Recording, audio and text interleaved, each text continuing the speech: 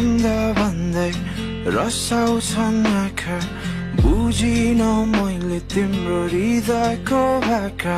जलन किन जब तिम्रै हुन सकिन खै के को मात्र